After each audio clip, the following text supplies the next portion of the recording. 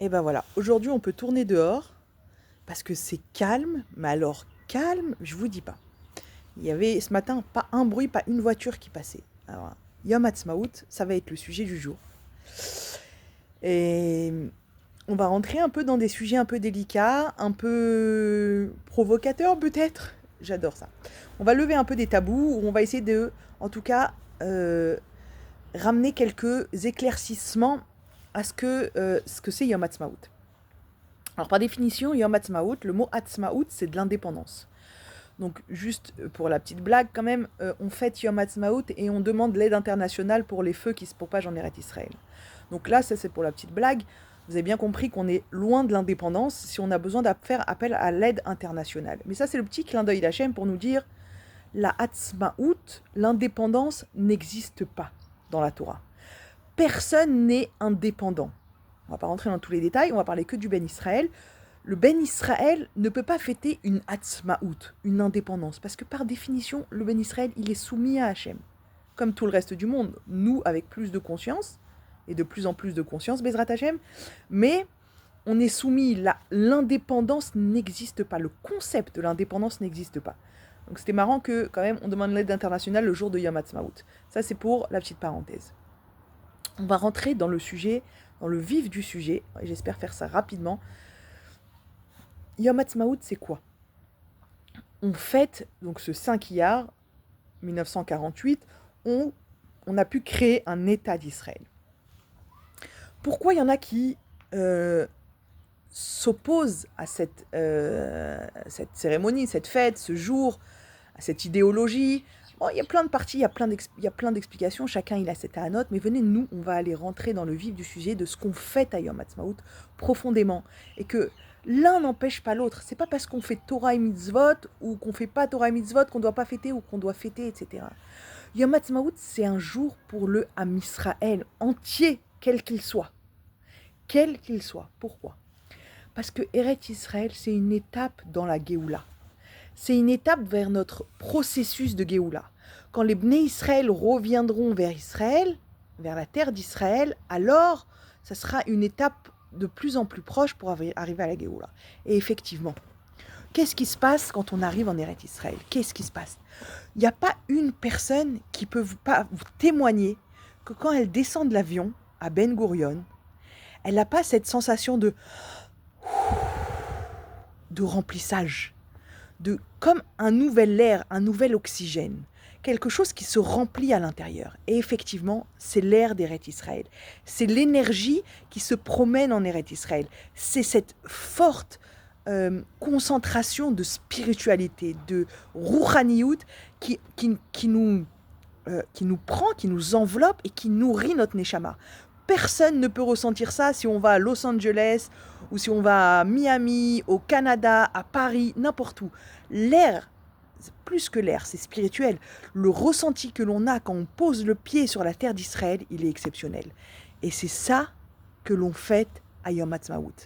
C'est cette reconnexion à notre nous profond, à notre moi profond.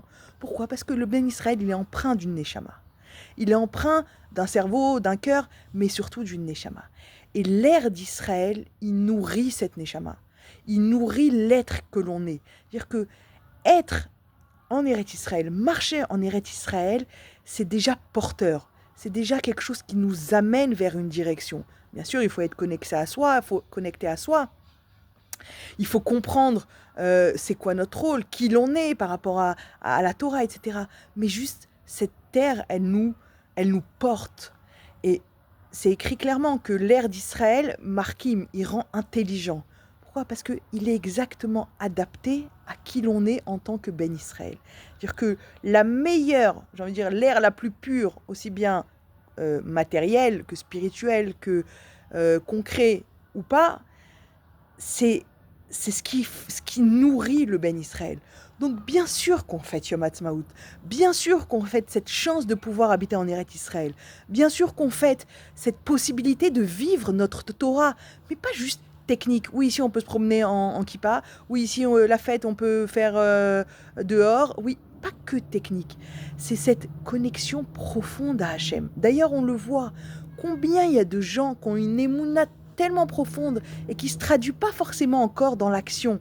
C'est-à-dire que ce n'est pas forcément des gens qui ont une kippa ou qui font les mitzvot, mais qui ressentent profondément cet amour pour Hachem. Pourquoi? C'est quoi? D'où? C'est de cette ère spirituelle d'Eretz Israël. Et c'est ça qu'on fait. Cette possibilité de respirer et de se nourrir et de nourrir notre neshama de cette ère-là, de cette énergie-là qui remplit le Ben Israël. Et s'obstiner à dire non, vous ne faites pas Yom Ha'atzmaut, non, parce que la Médina, elle est pas dans le derrière de la Torah.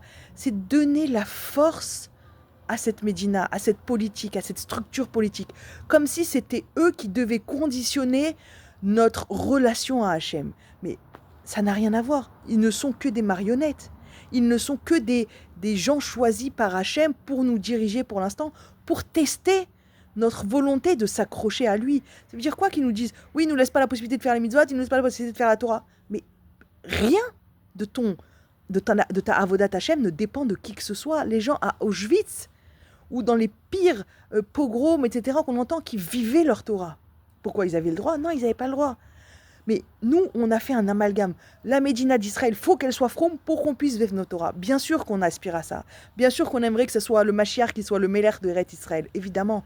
Mais ce n'est pas une raison pour s'opposer ou pour s'obstiner à dire non, je refuse Eretz Israël, je refuse la terre d'Israël, non, je refuse Eretz Israël. Et Israël, c'est comme un pays comme les autres, ça veut rien. Non, Eretz Israël, c'est Eretz HaKodesh, c'est la terre où il y a Hachem jour et nuit. Hachem, il a un œil sur la terre d'Israël jour et nuit. On ne peut pas voir mieux que ce qui est en train de se passer à l'heure où je vous parle avec ses feux. Il a un œil sur l'âme Israël jour et nuit. Où en Eretz Israël. La terre par elle-même, elle dégage ça. Elle dégage l'amour d'Hachem. Elle est remplie d'énergie d'Hachem. Et c'est ça qu'on fait aujourd'hui. C'est cette possibilité de marcher en Eretz Israël, de vivre cette sensation et ce sentiment d'attachement à Hachem qui nous est propulsé par l'énergie qui est en Eretz Israël.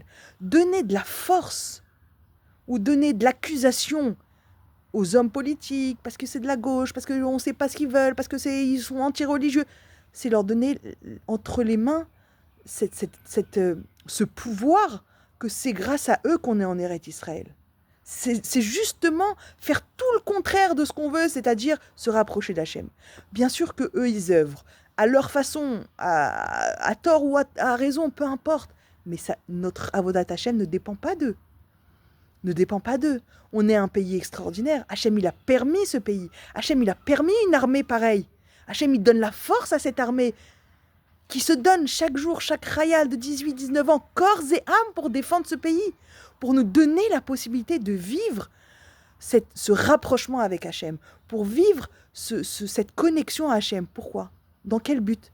Juste dans le but de la Géoula. C'est une étape de la Géoula. Revenir en Eretz Israël est une étape pour arriver à la Géoula. Et c'est notre seul objectif. C'est notre seule raison de fêter aujourd'hui Yom Ha'atzmaut. Merci Hachem. Les Hallel et Hachem. Alors avec la bracha, sans la bracha, chacun fait ce qu'il veut. C'est pas mon domaine. Mais les Hallel et Hachem de nous avoir donné la possibilité aujourd'hui de marcher en Eretz Israël. De façon officielle, de façon avec les structures, les routes, les médecins, l'armée, avec toutes les structures qui vont avec, même si elles ne sont pas encore ce qu'il faudrait pour que la Torah brille. Mais c'est une étape, on est en chemin. Et il n'y a pas de raison de griller une étape du chemin parce qu'il n'est pas encore le résultat final. On est tous en chemin et chaque étape a son but et pour arriver au but final. Donc Eretz Israël, c'est une étape. La reconstruction de Eretz Israël, cette indépendance, entre guillemets, cette capacité à pouvoir vivre de par lui-même, Eretz Israël, d'être un peuple, d'être un pays avec son État, etc. C'est ça qu'on fait, parce que c'est une étape pour arriver à la Géoula Berachamim. Alors, Bezrat Hashem, qu'on y arrive très rapidement, qu'on ne s'arrête pas à cette étape-là, qu'on fête et qu'on remercie Hashem de nous avoir déjà fait passer cette étape, de pouvoir marcher chaque jour en Eretz Israël, de pouvoir chaque seconde se retourner et voir la main d'Hachem, même si c'est difficile, même si c'est compliqué, même si c'est vrai qu'Eretz Israël, de par sa force énergétique, de par ce qu'elle est dans la Gdusha, nous remet tous les jours en question. Mais Baruch Hashem, ça nous fait avancer, ça nous fait grandir, et c'est ça qui va amener le Mashiach. Bezrat Hashem, qu'on puisse arriver au but final et voir le Beth Amikdash descendre, Bimera B'Yamin.